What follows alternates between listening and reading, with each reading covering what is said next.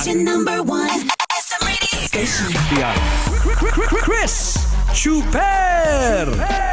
Kasama ang nag-iisang die-hard fan ni Chris Chuper, Nicole Hiala! Mula sa Mahiwagang Burnay, ang kwento. Mahal kong ama, kumusta ka dyan? 5 years na akong seaman. Natatandaan mo pa ba nung graduate ako nung high school? Pinag-iisipan pa natin kung anong kurso ang kukunin ko sa kolehiyo. Sabi mo, mag-electrical engineer na lang ako kasi napansin mo na makalikot ako sa mga gamit sa bahay. Kahit palpak yung pag-repair ko sa radyo at muntik nang masunog yung bahay natin, pinupush mo pa rin ako. Pasensya na tay dahil hindi ko natupad yung plano mo para sa akin. Sa totoo lang, gusto ko naman yung napili mong kurso para sa akin eh.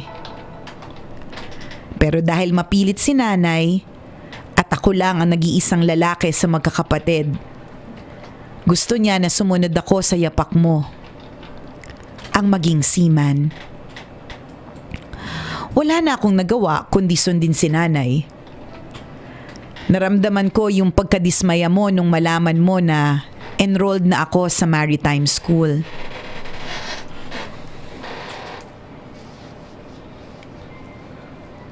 Alam mo tay, nakakatawang mampakinggan pero gustong gusto ko na lagi kang lasing. Madalas kasi pag umuwi ka ng bahay na nakainom ay nagiging sweet ka. Nagkakabiruan tayo at kung minsan pa ay nagiging galante ka. Pero higit sa lahat, kapag lasing ka ay nakikita kong masaya ka. Nakangiti at ramdam ko na paborito mo ako. Naiinggit ako sa mga kapatid kong babae kasi para sa kanila, madali lang nalambingin ka. Samantalang ako, hindi ko magawa yon kasi ang awkward dahil binata na ako.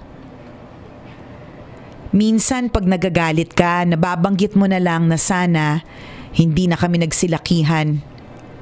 Sinasabi mo na sana ay nanatili na lang kaming mga bata. Dati hindi ko naiintindihan kung bakit mo sinasabi yon.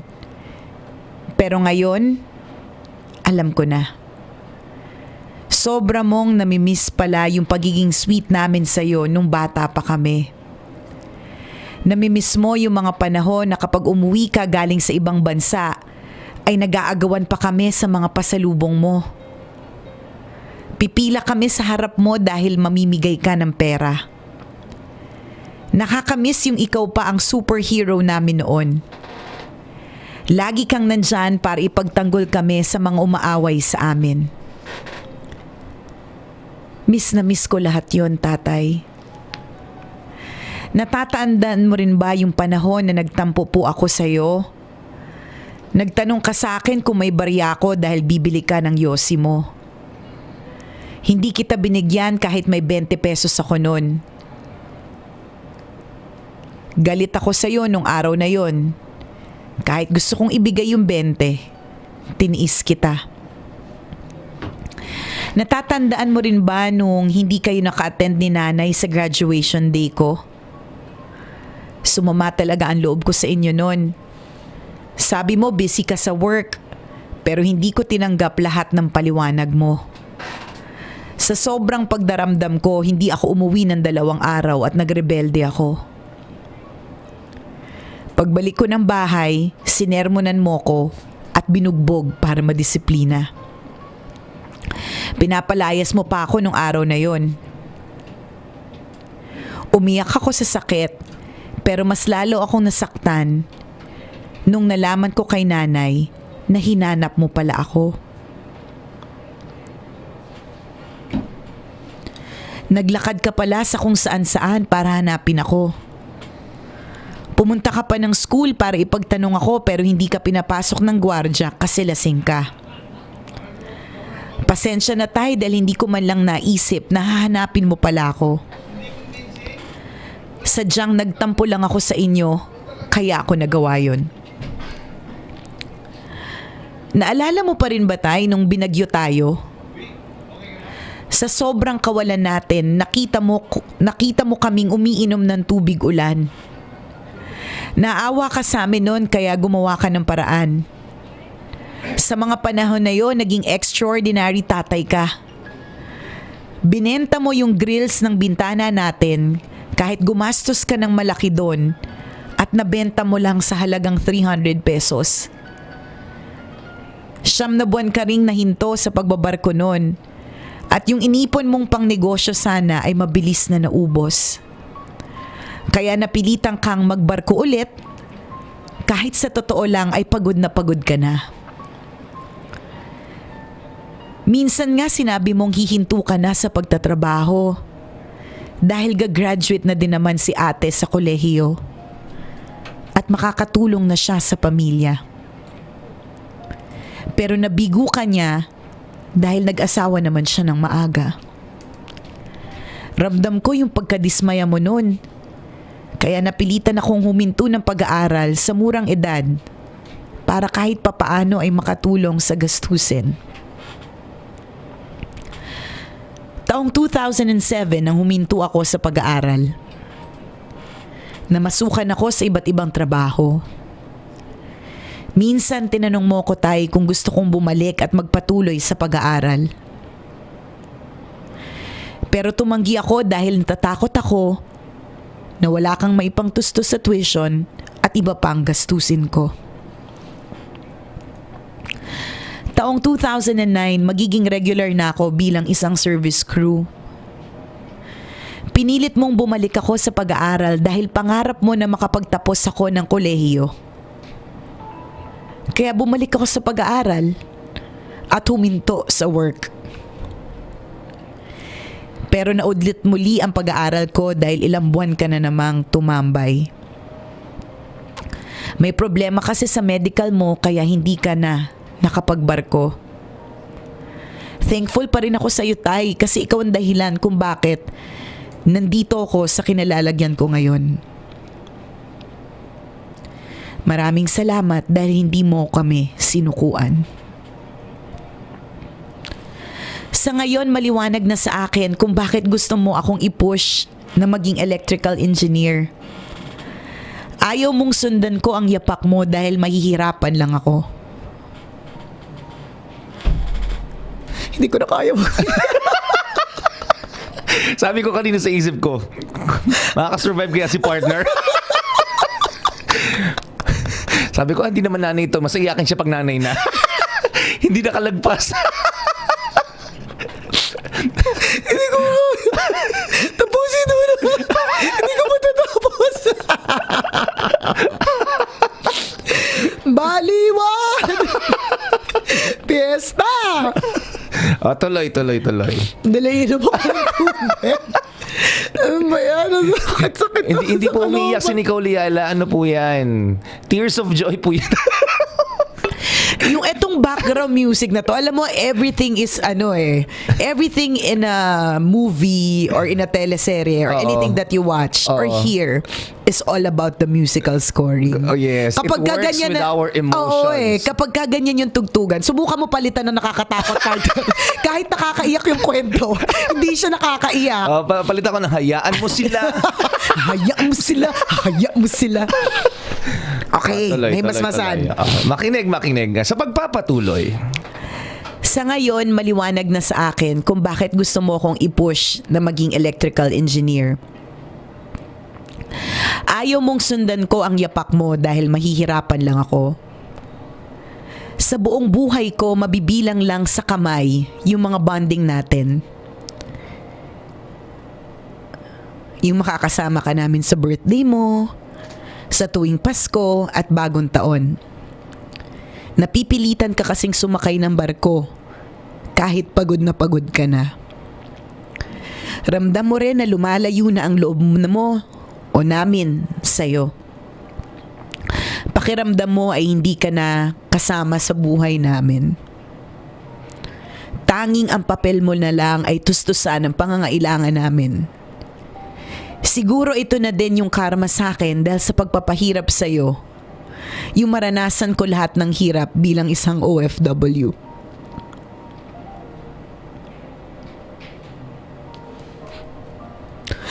Konti na lang. May ahon. Alam kong napaka-imposibleng mabasa mo tong liham ko para sa'yo. Kalakip ang mga ilang paliwanag sa dami ng pasakit na dinulot ko sa'yo nung kapiling ka pa namin 8 taon na nakakalipas.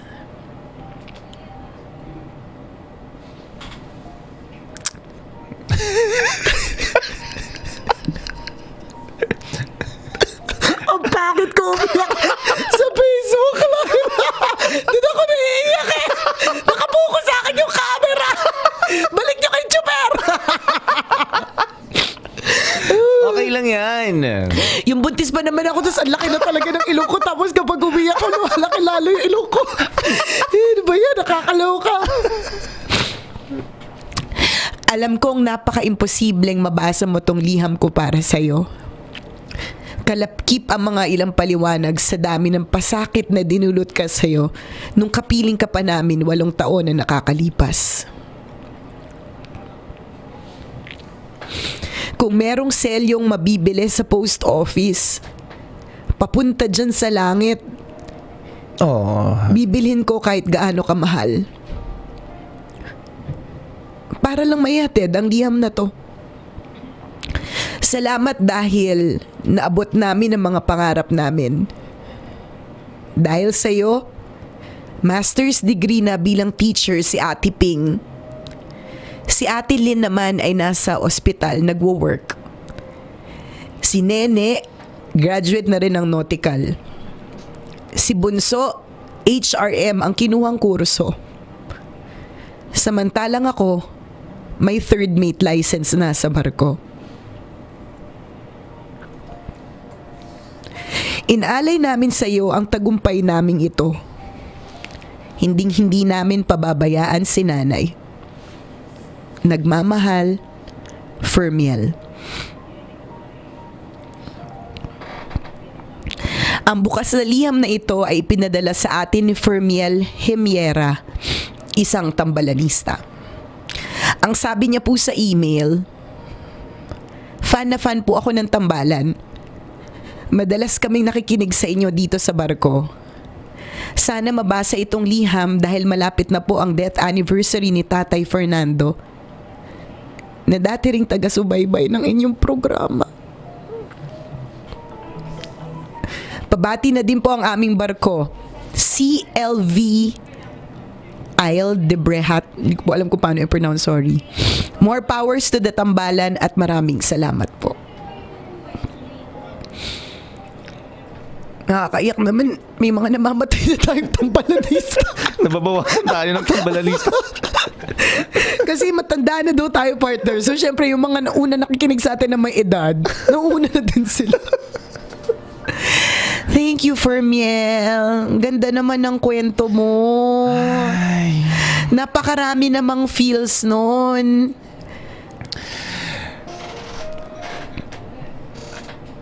Naalala lahat natin ng mga tatay natin, di ba? Naalala natin lahat ng paghihirap.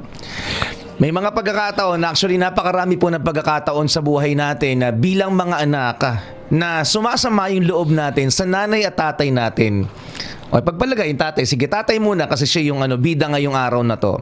Di ba maraming pagkakataon sa buhay natin na nagagalit tayo sa tatay natin, hindi natin sila naiintindihan, nagtatampo tayo, lalong-lalo na kapag napapagalitan tayo, kapag pinaghihigpitan tayo. Di ba? Hindi natin naiintindihan, may dahilan pala lahat ng ginagawa nila. Di ba? Napapalo tayo. Ito nga, si binugbog daw siya ng tatay niya. Oo nga. Pagkatapos bugbogin, nagtampo, hindi umuwi ng ilang araw. Ang hindi niya alam, hinanap siya. Di ba? Di ba? Grabe. Hindi, isang pagpapaalala sa lahat tayong mga anak.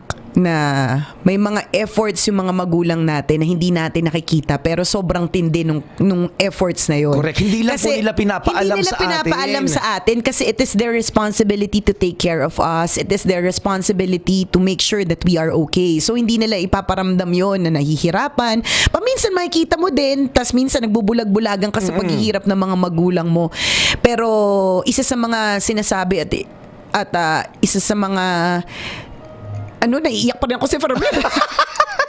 Isa sa Yung mga utak ko, isa sa mga mensahe ni Fermiel at ng kwento ng Mahiwagang Burnay is to appreciate our parents. Correct. And to be grateful. Magpasalamat tayo kasi minsan nakikita na lang po yung importansya nila kapag nawawala na sila, 'di ba? Totoo Yung ka kapag dyan. wala na sila sa piling natin, doon mag-flashback, doon it's all coming back to me now ang eksena, 'di ba? So, while they are still alive, while they are still A-okay, walang rason para hindi ka mag-text. Napakadali na pong kumontak eh. Hindi katulad nung araw, Telegram. Nakakita pa ako recently ng Telegram ng tatay ko sa lolo ko eh. Isipin mo yun, bago makalating ang Telegram na yun, At saka aabutin ng buwan. At saka ang iksi, go home, get well. Mga ganun-ganun lang keme, di ba? Noon yun. Samantala ngayon, one text away, one Isang messenger. kurap mo lang na makakarating na ang mensahe mo. Correct, di ba? One video call, nakakapag-video call na. So walang rason, di ba? Para sabihin hindi mo sila kumustahin, hindi mo i-appreciate, hindi mo i-lift up. Because parents deserve that. Alam mo kapag kasi sinasabi ng mga parents na sana hindi ka nalang lumaki, hindi naman nila intention na parang gusto nila forever kang maliit. Sinasabi nila yon kasi nami-miss nila na ikaw talaga, na sila lang ang superhero. Kaya ngayon, ito din ang also reminder to all parents that while you are still the superheroes of your kids, habang kayo pa yung tinitingala, you're the only person dun sa buhay ng anak mo, huwag mong baliwalain. Minsan kasi masyado na tayong digitally distracted. Ewan ko kung napapansin ninyo ito sa mga sarili ninyo, mommies and daddies, na minsan we are digitally distracted. Masyado tayong focus sa mga gadget natin. Nakakalimutan natin may anak nangungulit. Mami, nagagalit ka pa kasi nagpe-Facebook ka, di ba? Oo. Mami. Pero bata ka mamaya ka, kulit mo naman, busy nanay mo, nagpe-Facebook, may ka-chat ako ngayon eh. Diba? May ka-chat o kaya may nagbabasa ng mga ng feed na mga kaibigan, ganyan. Nakakalimutan natin na may anak po tayo na naghahanap ng atensyon natin. Bahala ka pag lumaki yan. Kahit kuhitin mo yan at kulit-kulitin mo yan, hindi na ikaw ang priority niyan. So habang Correct. ikaw ang priority, Ikaw ang hinahabol. Oo, ikaw ang superhero. Namnamin mo yan. Cherish every moment. Correct ka. Napakaganda ng mensaheng gustong iwan sa atin ng kwentong ito, lalong-lalo na po sa mga anak. Gawin po natin ang the best para sa mga magulang natin habang sila po ay nandyan. Di ba kung ikaw ngayon nagtatampo ka sa tatay mo, merong puot dyan sa puso mo, may galit ka sa tatay mo o sa nanay mo, tandaan mo, iiyak ka rin pag nawala sila. Di ba? Kaya habang nandyan pa po sila, di ba, sa halip na puot ang mangibabaw dyan sa puso mo, di ba, dapat, sabi nga ng Love Radio, #Love lang.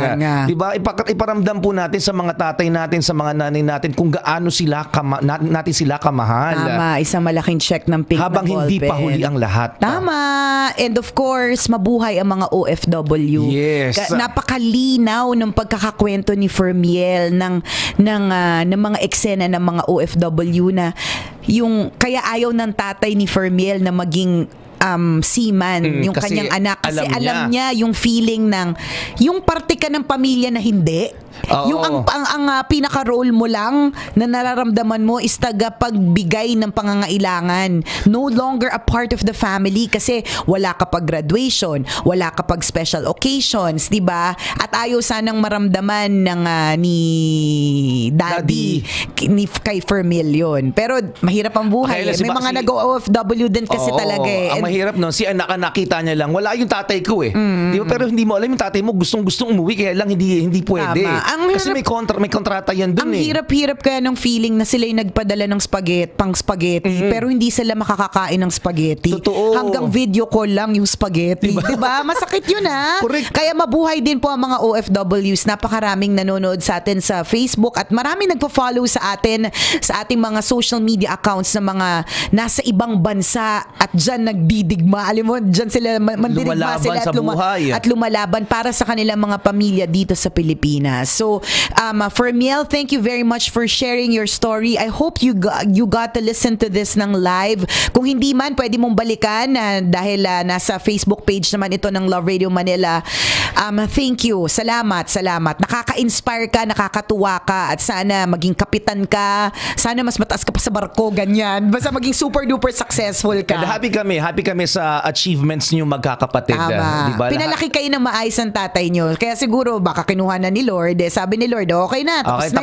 Tapos na. Nagawa na. Okay na yung mga anak mo ngayon. Correct. Kaya lang, ganun talaga. May panapanahon na kukunin talaga ni Lord ang mga magulang natin. So, Habang nandyan pa, di ba? Let us show the love. Show the love. Thank you very love much. Our parents, mga kabisyo, love our parents and let's respect them. Tama. Maraming salamat, Mahiwagang Burnay, sa isa na namang napakagandang kwento. Ang mga kwento po ng Mahiwagang Burnay ay mababasa nyo din po sa aming Facebook fan page. I-search nyo lang po. Tambalan! Share mga kabisyo para marami rin ang ma-inspire at matuto sa kwento ni Mahiwagang Burnay. Nag-text yung asawa ko, hoy, hindi ako nakikinig ngayon pero ang dami nag-PPM, iyak ka daw ng iyak. Baka masama sa bata yan.